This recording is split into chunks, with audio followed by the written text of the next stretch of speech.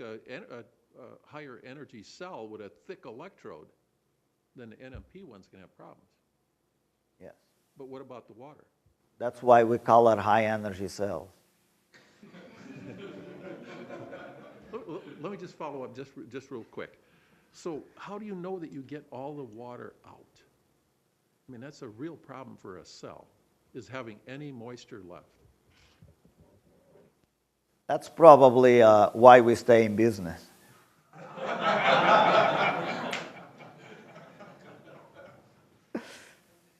So that's part of the somewhat half of the secret.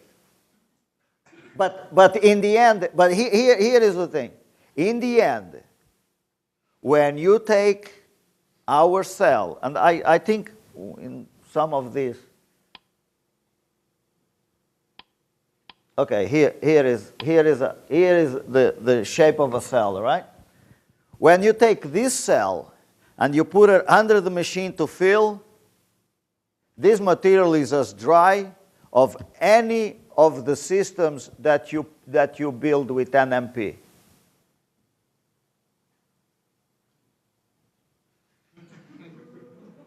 So there is no difference. When we introduce the electrolyte on the cell, there is no difference between this material and the material that has NMP.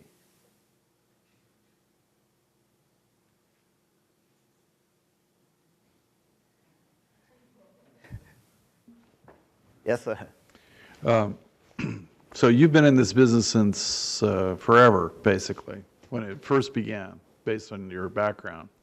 Would you say, setting aside that background, that long-term lithium is going to be the way to go, or is it going to turn out to be some other strategy, some more basic, like lead acid battery or something, maybe not for transportation, but for energy storage generally on the grid?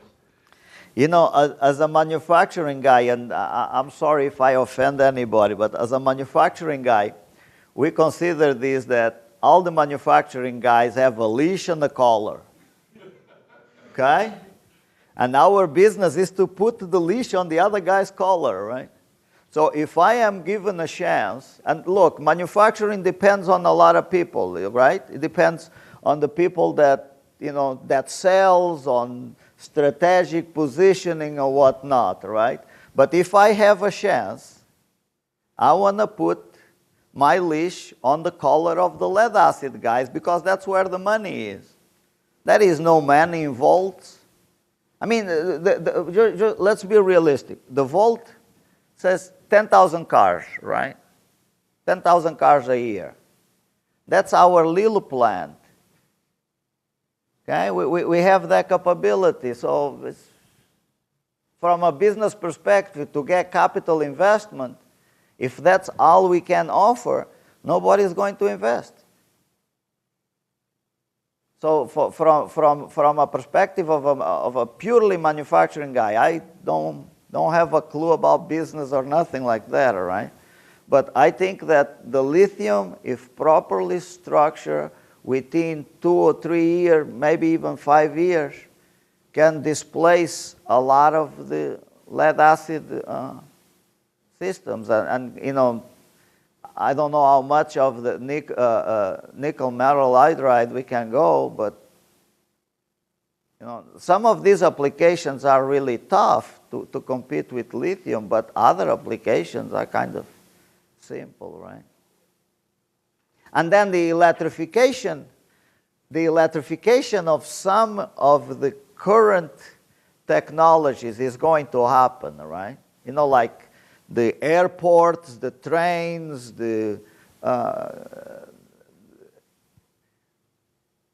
if you look at the amount of energy that is used in a seaport, right, where you definitely can introduce energy storage in such a place and make money out of it.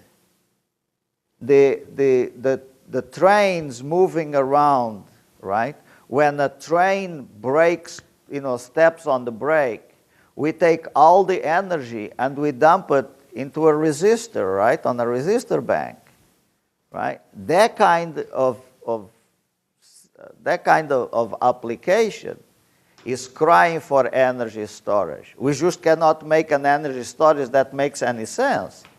But if we can, we okay. I'm done. Thank you for that very interesting presentation. Thank you. We